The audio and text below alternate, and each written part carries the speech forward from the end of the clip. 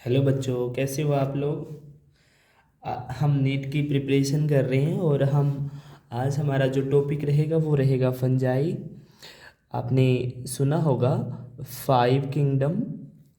Five kingdom five kingdom classification system के बारे में आपने पढ़ा होगा इससे पहले, जिसके अंदर हम ऑल ऑर्गेनिज्म को पांच किंगडम के अंदर डिवाइड कर देते हैं बच्चों। कितने किंगडम के अंदर? पांच के अंदर, जिनके अंदर पांच कौन कौन से किंगडम है वो आप देख लो।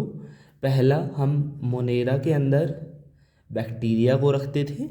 सेकंड हमने प्रोटिस्टा पढ़ा, प्रोटिस्टा। थर्ड जो किंगडम है वो आज हम पढ़ने वाले हैं वो है हमारा फंजाई।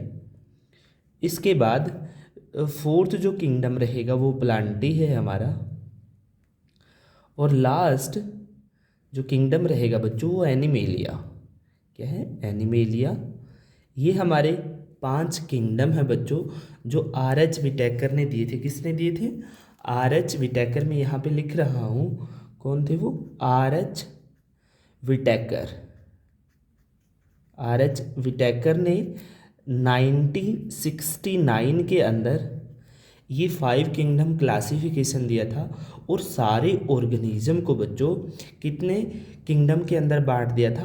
पांच किंगडम के अंदर बांट दिया था, इसलिए इसको बोला गया है फाइव किंगडम क्लासिफिकेशन। और इनमें से जो आज हम स्टडी करने वाले हैं बच्चों वो रहेगा हमारा फंजाई। क्या रहेगा? फंजाई किंगडम को आज हम इसके जर्नल कैरेक्टरिस्टिक्स के बारे में स्टडी करने वाले हैं। तो बच्चों आज हम स्टडी करते हैं व्हाट इज फंजाई। तो आज का हमारा जो टॉपिक रहेगा वो जर्नल कैरेक्टरिस्टिक्स ऑफ फंजाई रहेगा। तो आज स्टार्ट करते हैं। सबसे पहला जो जर्नल कैरेक्टर आप फंजाई के बारे में लिखोगे, फंजाई फंजाई इज हिट्रोट्रोफिक। जो पहला पॉइंट लिखने वाले हो बच्चों वो क्या रहेगा? फंजाई क्या है हमारी? हिट्रोट्रोफिक। कैसी है बच्चों? हिट्रोट्रोफिक है हमारी फंजाई। हिट्रोट्रोफिक का मतलब, हिट्रोट्रोफिक का मतलब लिखो, दैट ऑर्गेनिज्म लिखो, that organism which can not synthesize, which cannot synthesize their own food। जो अपना खाना खुद नहीं बना सकते, ऐसे ऑर्गेनिज्म को आप क्या बोलते हो बच्चों? ऐसे ऑर्गेनिज्म को आप बोलोगे हिट्रोट्रोफिक। क्या बोलोगे? हिट्रोट्रोफिक। तो फंजाई का पहला जो जर्नल कैरेक्टरिस्टिक्स पढ़ोगे वो आप क्या पढ़ोगे? हिट्रोट्रोफिक होती है हमारी फंजाई। सेकेंड कैरेक्टरिस्टिक्स लिखो, सेकेंड कैरेक्टरिस्टिक्स फंजाई लिखो, fungi is made up of hyphae. क्या होते हैं बच्चे इनके अंदर?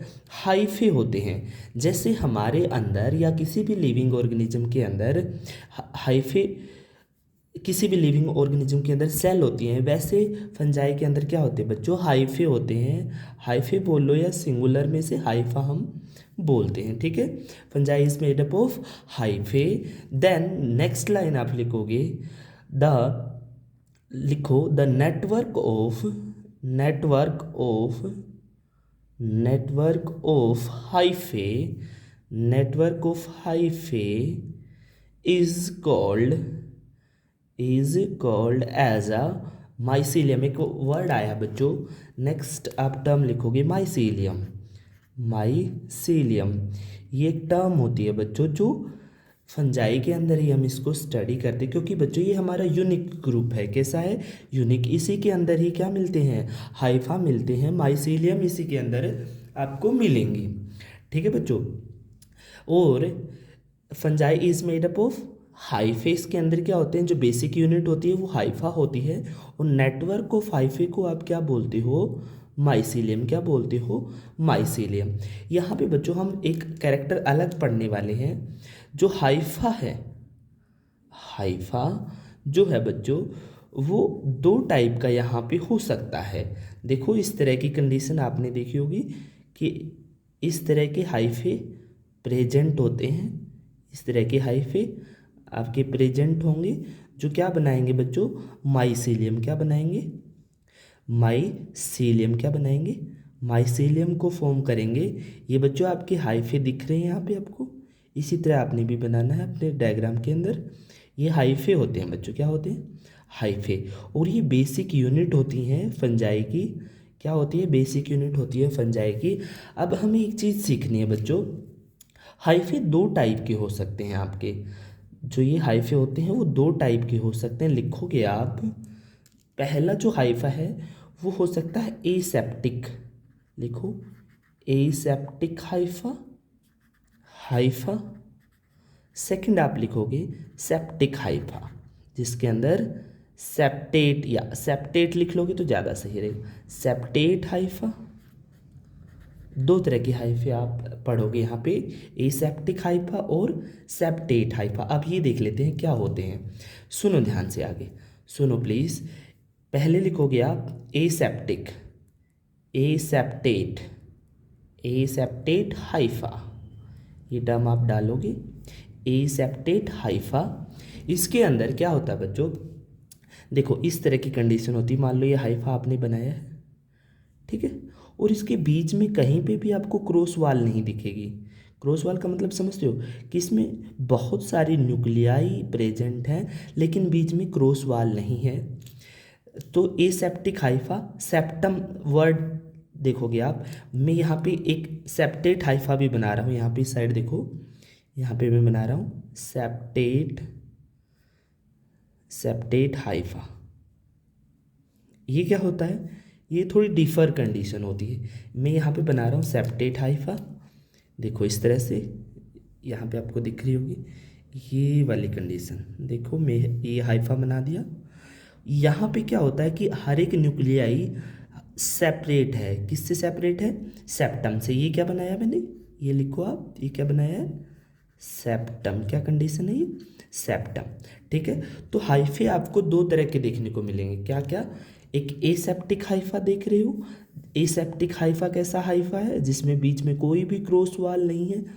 तो दो तरह के हाइफा हैं, देखो बनाएंगे दोनों माइसीलियम ही, दोनों ही क्या फॉर्म कर रहे हैं, माइसीलियम को ही फॉर्म करेंगे।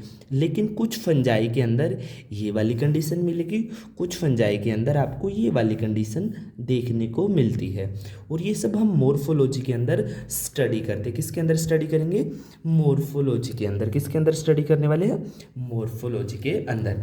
तो एसेप्टिक हाइफा लिखो यहाँ पे definition, aseptate, aseptate condition, aseptate condition कौन सी होती है, लिखो ध्यान से, aseptate condition in which septa, septa is absent. अगर सेप्टा हमारा एब्सेंट है so they form multinucleate condition. कैसी कंडीशन, मल्टी न्यूक्लिएट कंडीशन। कैसी कंडीशन आ जाएगी, मल्टी न्यूक्लिएट कंडीशन। एक ही हाइफा है लेकिन ऐसे एक ही हाइफा के अंदर बहुत सारी न्यूक्लियाई आपको देखने को मिल रही हैं, जैसा कि यहाँ पे दिखाया है। और ऐसी कंडीशन को एक नाम दिया जाता है बच्चों, लिखो आप सिनोसिटिक। कैसी कंडीशन है, सिनोसिटिक कंडीशन। कैसी कंडीशन है, सिनोसिटिक कंडीशन। कैसी कंडीशन है बच्चों, सिनोसिटिक कंडीशन।